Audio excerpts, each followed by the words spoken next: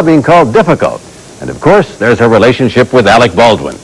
She's Kim Basinger, and recently Chief Correspondent Chris Wallace had the rare opportunity to spend some time with one of Hollywood's hottest leading ladies.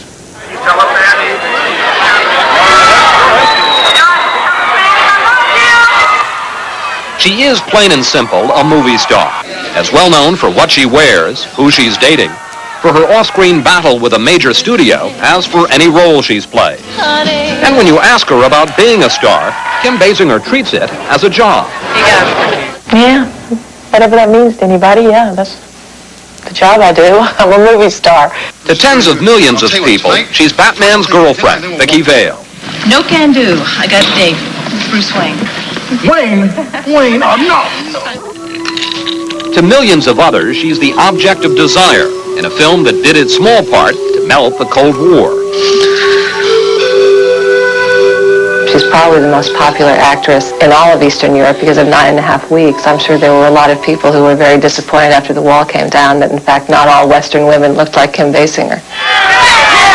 She's never won or even been nominated for an Oscar, but she certainly was noticed at last year's Academy Awards. This year, she got much better reviews. Basinger certainly lives the role of a movie star, working out of her own production offices, complete with swimming pool and lavender grand piano. But for all the Hollywood trappings, we found a 37-year-old woman who was surprisingly honest about herself and her industry. How tough is it to be a woman star in Hollywood? Tougher, you think, than to be a male star? Oh, please. It's a male world, you know. When it comes to this issue of money, and this is very important, so you can't just stand up and yell, we want more money. We want the money that Arnold makes, or Sly, or Bruce, or whatever. You can't. Because here it goes back to the word people. They make people movies. What would you say to your fellow female stars? They're stupid. That's what, they're stupid. They got to realize they got to make people movies. I mean, dress up, wear a sword, and say charge. And you might be able to charge them a whole hell of a lot more money than you do. Money is on Basinger's mind these days, because in addition to acting and launching a singing career, she has also become a serious businesswoman. Well, when did it close down here? With her brother Mick and Beverly Hills lawyer Alan Alexander, she's plotting development of Brazelton, Georgia, a small town she bought last year in a deal co-financed by a pension fund. Price tag, $20 million. Georgia, Georgia. A few weeks ago, we went with Basinger to her home state of Georgia to visit her town, a world away from the bright lights and sharp elbows of Hollywood. What's it mean to you to come back here and see the dogwoods blooming and going back to Brazelton? This is peace to me. This is life. This is God. These are our open arms for me here. The arms reach out to me. Brazelton is an old cotton trading town of 500, run for more than a century by the Brazelton family. But with the town in serious decline, the family had been trying to sell for years. Other prospective buyers wanted to level the place. I don't mean to sound like Mother Teresa, but in my heart, that's really why I got involved. I saw their plight. They didn't want to sell out and see their city become a landfill. Landfill isn't what Basinger has in mind either. She talks about turning the fields into an artist colony with recording and film studios. The ghost of a town center would be filled with shops and tourists. The problem, as the Wall Street Journal reported in a recent article about the Basinger backlash, is it's mostly been talk, and people here are getting impatient. So, on the day we were with her, Basinger worked the local grade school like a politician on the stump. Hi, you gonna shake my hand? You played on Batman. That's right, I sure did. And meeting with the town's mayor, Henry Brazelton, she promised she won't be an absentee landlady. And Kim, this is something we've been wanting to give you. Oh, man. And that's not only the key to the town, but it's also the key to our hearts, Kim. Well, you have the key to my heart, too, man. Thank you. There is a certain irony to Basinger's buying a small Georgia town, because growing up 25 miles away in Athens, she couldn't wait to get out. The middle of 5 children, she was always intrigued by the outside world, taking refuge in her calendar. I could not wait to get home in the afternoon and mark the next day off. My mother said to me one day, she said, "You're marking your whole life, your whole existence away. Why?" I said, "Because I can't wait to get out of prison." Prison because Basinger was a painfully shy little girl who was teased, of all things, about the way she looked. And I was tall as a tree. I towered over everybody. Oh, yeah. Big lips and towered over everybody. It was pretty hard. You paint a pretty attractive picture here. I'm telling you. Basinger's father, Don, says his daughter isn't exaggerating. They think they're little ugly ducklings, you know, when they're growing up. But Kim was a pudgy little girl, you know, had a little weight problem. You say that you're a tall, big-lipped tree. Uh-huh. How did you end up doing beauty contests in Georgia? To get out. My father made a bet with me because I sang this song over and over again, Wouldn't It Be Lovely? My father said, well, why don't you just enter this pageant and sing that song? I said, but what if I die? What if I get up there and die? And what happened?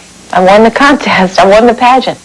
That's the biggest accomplishment I've ever made in my whole life. That you got through Wouldn't It Be Lovely? And didn't die. Having survived the beauty contest, Basinger did a shampoo ad with her mom, and by age 17 was off to New York to become a model. Skinny was out, All American was in, and Basinger flourished. By the mid-70s, she was on to Hollywood in a series of forgettable roles, including the lead in a made-for-TV movie called Katie, Portrait of a Centerfold.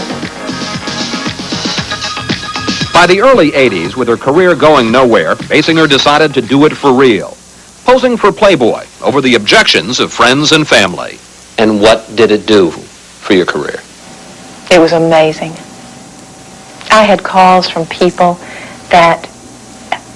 all the names you know, and they would say, is this Kim Basinger? Well, I saw you I think it was an issue of Vogue. I was coming back, and I said, on a plane, and I just wanted to see what you're, you know, I said, really? Basinger landed a big role in the James Bond movie Never Say Never Again, and she's never looked back. But the film that made her a star was 9.5 Weeks. A glossy tale of sexual obsession that has been called sadomasochism for the MTV generation. Basinger says the emotional intimacy of her role is the best work she's ever done. You really have to be the highest you can be and the lowest you can be. And if any film did anything in that way for me, it was 9.5 Weeks. In Playboy and in 9.5 Weeks, you really put yourself out there for the audience to see, both physically, but also emotionally. Yep. A lot of inside stuff. Yep. No inhibitions about doing that? Not at all. Not at all. Again, I've always lived on the edge. I've always been a little controversial because I believe in what I believe in, and I'm very, very, very instinctive. But I know this is going to sound really old-fashioned. Do you ever get a little embarrassed? Do you ever think, gee, I don't know that I want to do that? It crosses my mind only for my future children and maybe my future husband, whoever, because that's a little hard to, you know. Right. Mom, Dad, you know, Billy said that Mom posed naked in a magazine. Well, go ask your mom about that, okay? Just go ask her, she's in the kitchen. Do you care what people think, really? Really? Really? No. I could care less. Which brings us to Kim's latest movie, The Marrying Man, and by far the nastiest controversy of her career. For weeks now, Hollywood has been buzzing with stories that Kim and co-star Alec Baldwin were two prima donnas out of control, who turned their movie set into a small battlefield. Let's do it, and let's fall in love. It looked at the start like a sure hit, a Disney movie, a Neil Simon script, and two co-stars who met on the set and fell in love. I can't believe you did. What the hell are you doing? But it all fell apart, with horror stories coming out about Basinger and Baldwin throwing tantrums and wasting millions of Disney dollars with outrageous behavior. I dare you. We started getting calls from members of the crew saying the stars of The Marrying Man, Kim Basinger and Alec Baldwin, had gone to war against the studio and were really bringing the movie to its knees. What they're saying in Hollywood is that you and Alec Baldwin were two out-of-control prima donnas. That's a total lie. That's a total, absolutely total lie. I don't even know what that means. All right. I'll tell you one of the things that it means. They say that you, personally, were late so often that Disney finally hired somebody just to keep track of all the thousands and thousands of dollars you were costing them? That's totally not true either. What's the truth? It's a cheap studio. They do everything cheap. Before every singing number that we did, I would be presented with another lawsuit from Disney. Yes, a letter that would come right before an actress is putting on her makeup in the morning. She would get another letter from Disney.